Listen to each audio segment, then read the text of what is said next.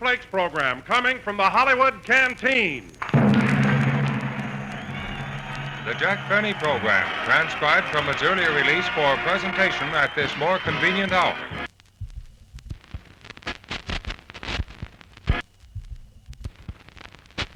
Eagership, they mean that it's not only ready, but raring to go.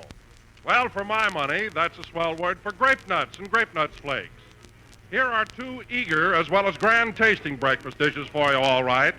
Both are so quick to fix, they're always ready, and after you've polished off a big bowl of their malty-rich goodness, you're raring to go.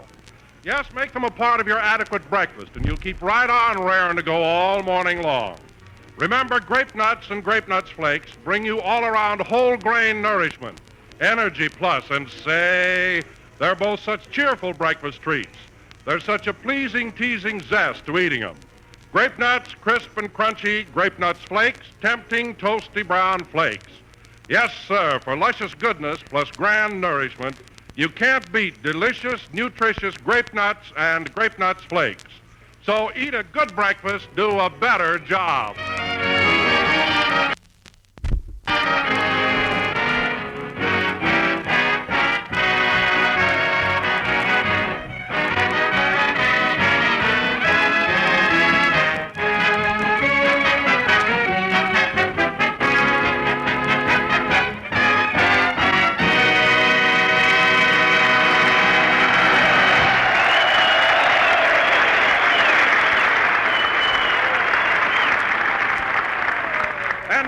Ladies and gentlemen, tonight we're broadcasting from the world-famous Hollywood Canteen.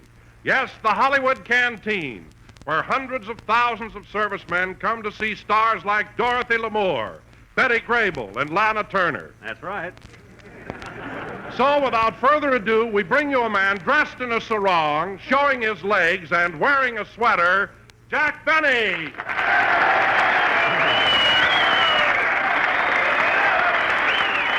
Thank you.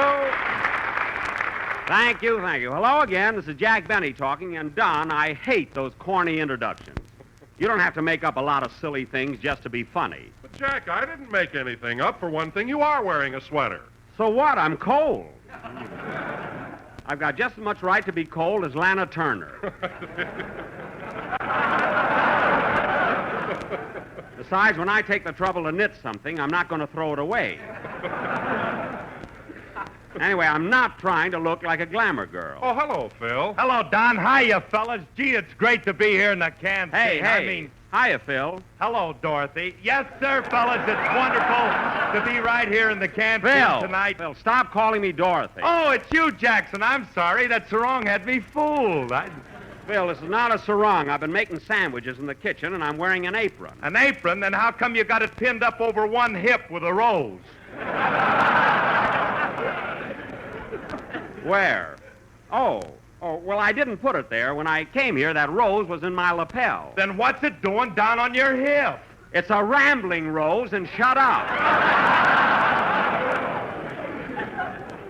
Anyway, we're here to entertain the boys, so let's get started. Yeah, and say, Jackson, you want to know what's happening tonight? What? Well, Alice is letting our baby daughter listen to the program for the first time. And, gee, I'd like to say a few words to her. Well, go ahead, Phil. Okay. Hello, my little bitty tootsie roll. This is your great big Dowdy talking. And your great big Dowdy is going to come home soon, and then a little lamty-wamty can pull your little arms around him and give him a great big kiss. Oh, that was cute, Phil. Thanks, Jackson. Now I'd like to say something to the baby.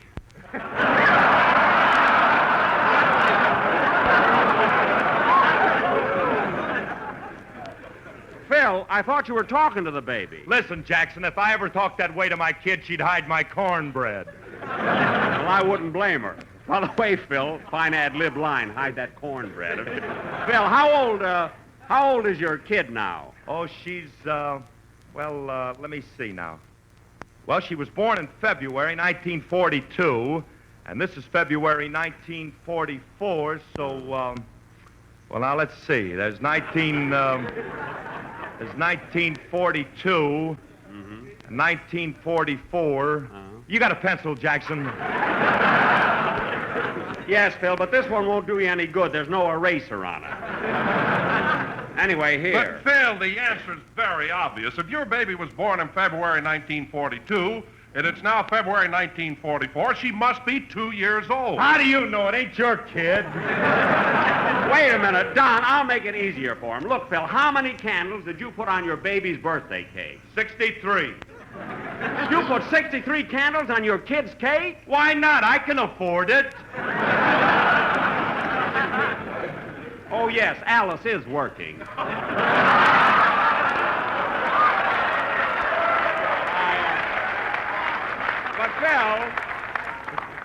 Phil, I don't care whether you can... At least my ad lib gets something, you know. Phil, I don't care whether you can afford it or not. Your kid was born in February 1942. This is 1944. She must be 2 years old. All right, so she was born in 42. 42, 43, 44. She's 3 years old. Phil, she's 2 years old. I say she's 3. I ought to know how old my own kid is. Answer the phone, Don. Give me that pencil, Phil. I'll show you. Hello? Yes, he's here. For you, Phil. Okay. Hello. What? Oh. Are you sure? Okay, honey, goodbye. You're right, Jackson. The kid is 2 years old. Who was that, Alice? No, the kid. Well, I'm glad she straightened you out. We come to the Hollywood Canteen to do a program, waste half of it by... Hello, Jack. Well, how's the show going? Oh, hello, Mary.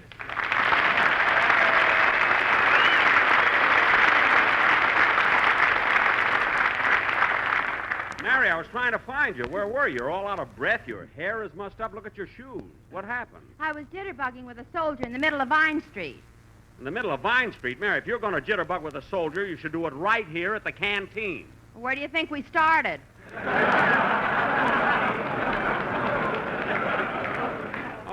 Oh, you mean someone opened the door while you were dancing? What door? We just went da-da-da-da-da, and we were out in the street. Well, most of these boys here are in such a hurry. They like to dance with a girl and see the town at the same time, you know. Well, it wasn't so bad when there were just the two of us dancing down the street, but before I knew it, we picked up 12 more soldiers, 17 sailors, 9 Marines, and 2 civilians. 2 civilians? Yeah, with that mob hanging on me, they thought I was the Sunset Bus.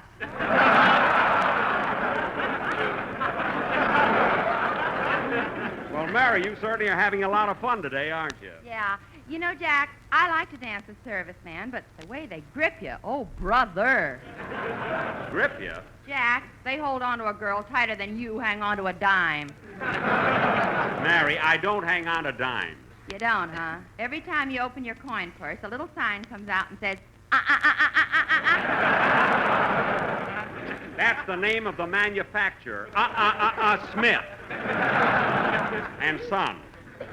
Anyway, Mary, forget about me and think about the boys here at the canteen. You promised to help serve sandwiches. Oh, you're right, Jack. I better go out in the kitchen and see how my maid Butterfly's doing. She's helping out, too, you know.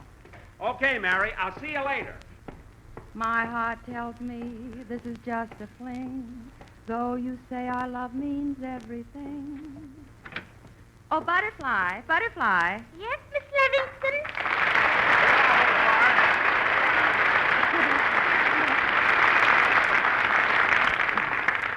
Butterfly, how are you getting along with the food? Oh, fine. But the radishes keep disagreeing with me. I don't mean that. Tell me, how do you like working here at the Hollywood Canteen? Oh, it's wonderful. You know, Miss Livingston, last week when I was working in the kitchen, Hetty Lamar was there, too. Hetty Lamar. Well, that was nice. Yes. And you want to know something? I think you're much prettier than she is. Now, Butterfly, if you were working for Miss Lamar, would you still say that I'm prettier than she is? Oh, Miss Livingston. You see right through me, don't you?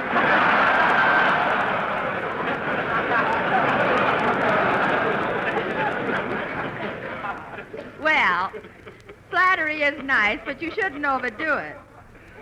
By the way, wasn't your soldier boyfriend supposed to come here to the canteen today? Yes, ma'am. But Jerome Coleman told me he couldn't get away from camp because they liked him there and gave him a special award. A special award? Yes. KP. Butterfly, that's no special award. KP means kitchen police. Oh, I thought it meant Captain's pal. Well, it doesn't. How could they possibly give an award for... Oh, there's the introduction for Dennis Day's song. Let's open the door so we can hear it. Deep in Shadowland I drifted through the nights that used to be. Ah, but now the veil is lifted and I see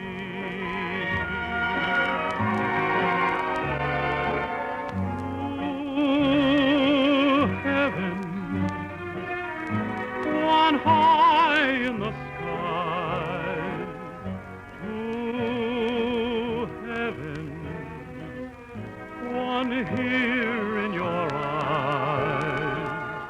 I never dreamed to kiss an angel, but darling, here you are, in an overcoat of moonbeams, buttoned with a star.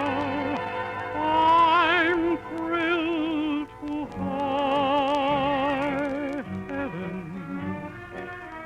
just feeling your touch. My heaven, I love you so much. And while our lips are making memories, this moment is divine to heaven, and both of them are mine. When I feel your touch, my heaven, I love you so much. And while our lips are making memories, this moment is divine.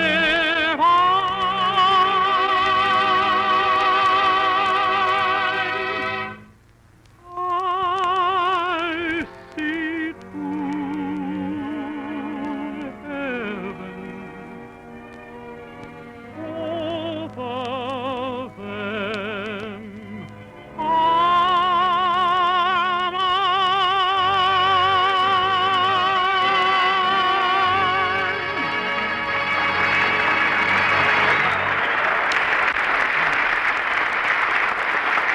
Very good, very good. That was To Heaven, sung by Dennis Day for the first time on the air. And Dennis, you sang that beautifully. I don't think so. You don't? No, I sing and I sing, and the only one that swoons is me.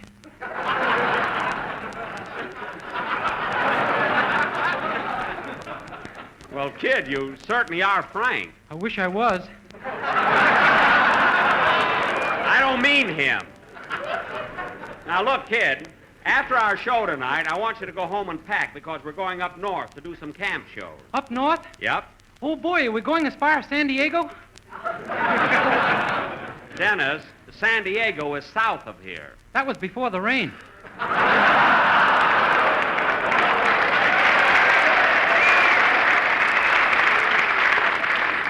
Oh, yes, that's right. I agree with everything. Well, anyway, Dennis, be sure to pack tonight because we're going to leave tomorrow, and our next broadcast will come from the Army Air Base at Lemoore. Okay. Oh, say, Mr. Benny, do you mind if I take my mother with me? Your mother? I don't even want her to come down to the station. Every time I get near that woman, we wind up in an argument. Well, you don't know how to handle my mother. Why don't you do what my father did? What did he do? He killed himself. Dennis, I met your father on Wilshire Boulevard this morning. Doesn't he look awful? Now stop with that silly talk and tell your mother to stay home. Say, Jackson, when we go up to San Francisco, what am I going to do about the band? You know, they're working here in Hollywood. Phil, just tell them to play a little louder and we're all set. You know, don't worry, we'll hear them. Oh, Jackson, you're always complaining about my boys being too loud. They don't play loud at all. They don't, eh? No. Phil, last summer you were playing here in Los Angeles while I was in Cairo, Egypt. And when one of your boys stood up and played his flute, 3 snakes stuck their heads out of a basket and spit at me. Play loud. And now, fellas. Oh, say, Jack. Yes, Don. I meant to ask you, speaking of Cairo, are grape nuts and grape nuts flakes as popular in Egypt as they are here? What did you say, Don? I said, are grape nuts and grape nuts flakes as popular in Egypt as they are here? Popular? Let me tell you a story, Don. Come closer. This may be interesting. Very interesting.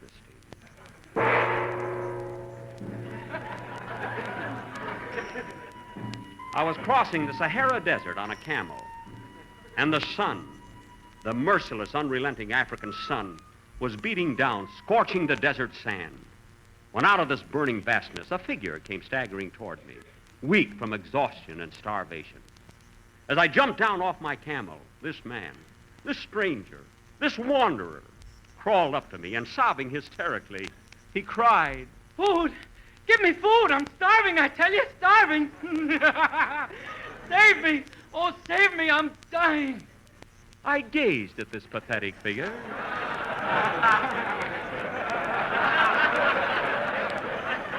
With pity in my heart. And then I reached into my knapsack and took out 2 boxes. One grape nuts, the other grape nuts flakes.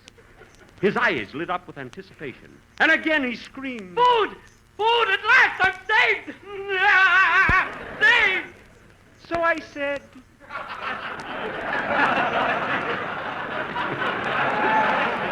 Here, my good man, which will you have, grape nuts or grape nuts flakes?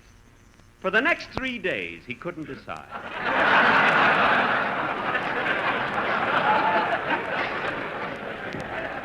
So in trying to help him reach a decision, I said, listen, my friend, grape nuts are a malty rich, sweet as a nut cereal with whole grain nourishment, Yes, I know!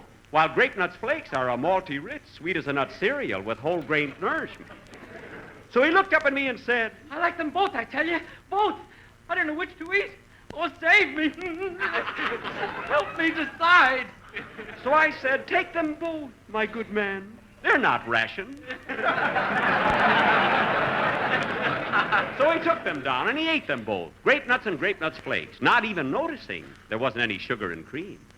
And when he got through, he was so happy and so grateful to me for saving his life. He threw himself on the ground in front of me and said, My, what big feet.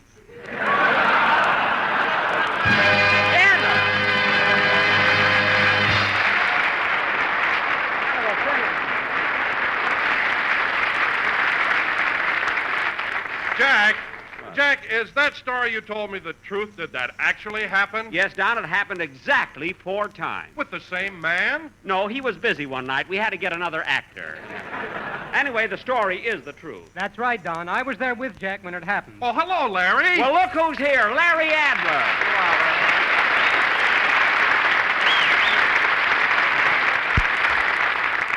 Larry, what are you doing at the Hollywood Canteen? Oh, I drop around here quite frequently. So do I. I generally bring my violin and play for the boys. Well, one thing, Jack, you know your constitutional rights.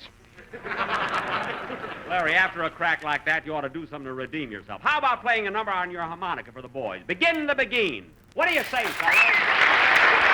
Go ahead,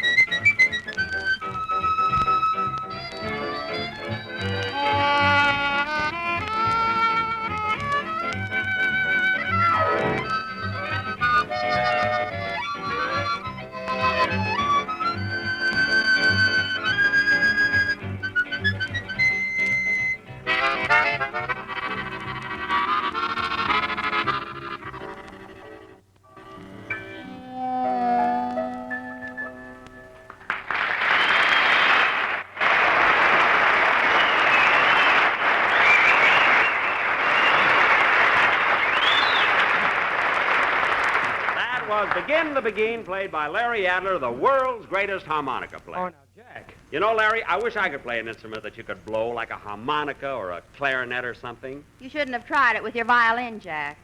Now, what do you mean? Well, I saw a picture of you and Larry in North Africa, and you had your violin in your mouth. Yeah? Mary, that picture was taken just as the boys were shoving it down his throat. Oh, yes, I recall that. Say, Jack. Yes, Don, with sugar and cream. Yes. And now, fellas. Oh, say, Mary.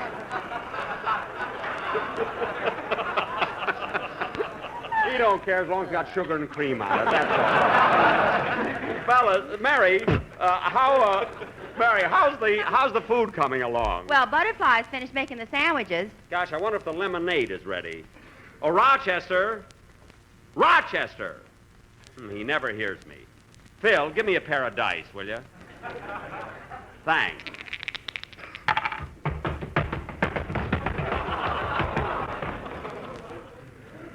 Who's doing it? For how much and what's the point? Rochester!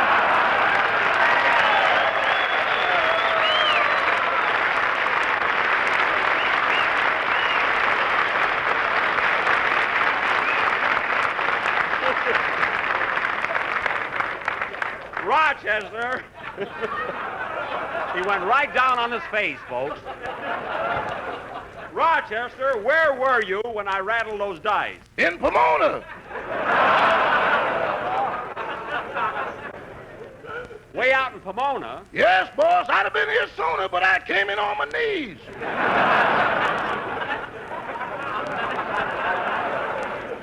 Well, get up off your knees. People will think you're Al Jolson. Al Jolson? After it rains, I'm still Rochester. Who's he?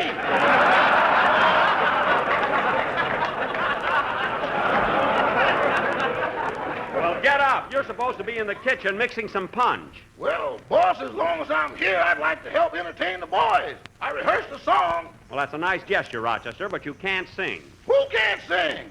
You just don't appreciate my soft, tender voice. Soft, tender voice? Yeah, in my part of town, they call me the sentimental fellow with the mellow bellow. Oh, sure. Really, boss, I used to sing with the Hall Johnson Choir. What happened? Johnson threw me out in the hall. And how do you expect to sing here? I've been practicing. I got a trained voice. Listen. Chloe.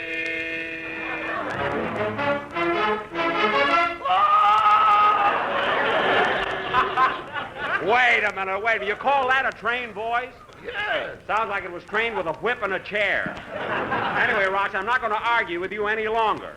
You can't sing here. Now, wait a minute, Jack. This is the Hollywood Canteen. If he wants to sing, let him sing. Oh, hello, Eddie. Oh, Mr. Jack.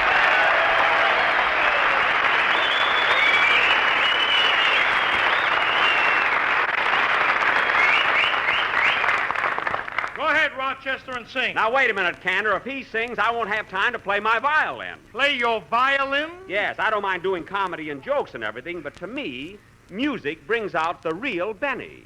Anybody who hasn't got an answer to that is stupid. Mary, keep out of it. No kidding, Eddie. Don't you think that I have the poise of a great violinist? Well, Jack, remember 2 weeks ago when I came to your birthday party and you played Love and Bloom? Yes. Let me tell you something, Jack. When you lifted your violin and placed it under your chin, that was true artistry. Uh-huh. And when you finished and took it from under your chin, well, Heifetz couldn't have done better. Thanks, Eddie. But, brother, that stuff in between must be a new secret weapon. Oh,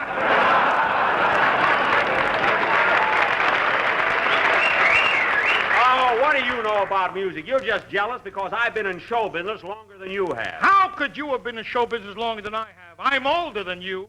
You're older than me? Are you kidding? I'm older than you. What are you talking about? I'm much older than you. I'm 39. 39? Well, I'm... Oh, are you as old as that, Eddie?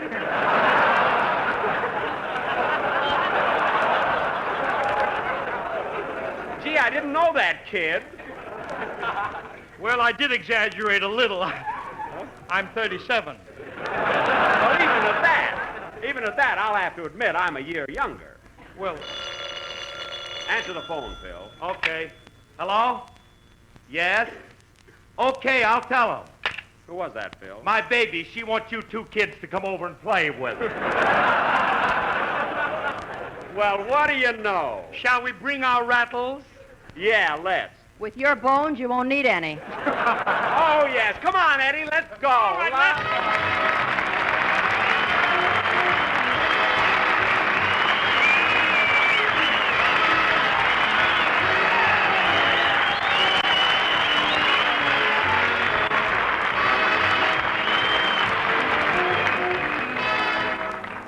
Well, fellas, we sure had a lot of fun here at the Canteen, and Larry Adler, thanks a lot for joining us. You're welcome, Jack. It was swell. And Eddie, it was nice of you to drop over, too.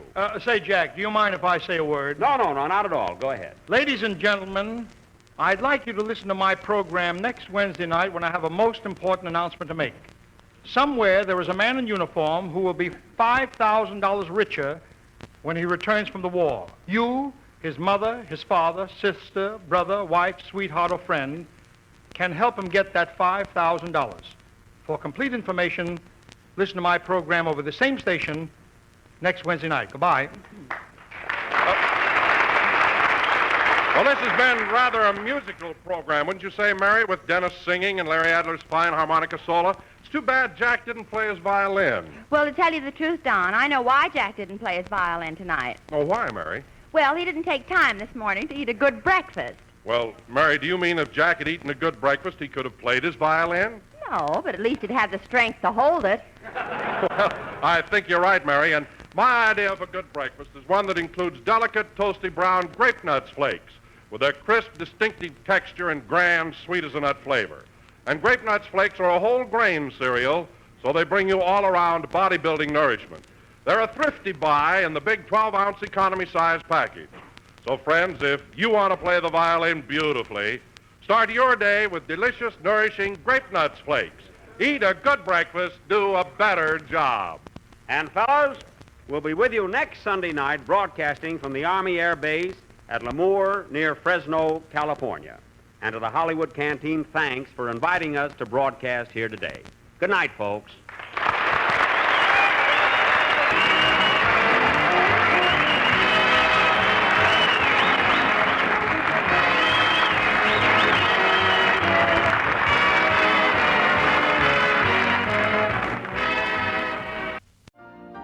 You've been listening to the OTR Gold Network. Find more classic radio at otrgold.com.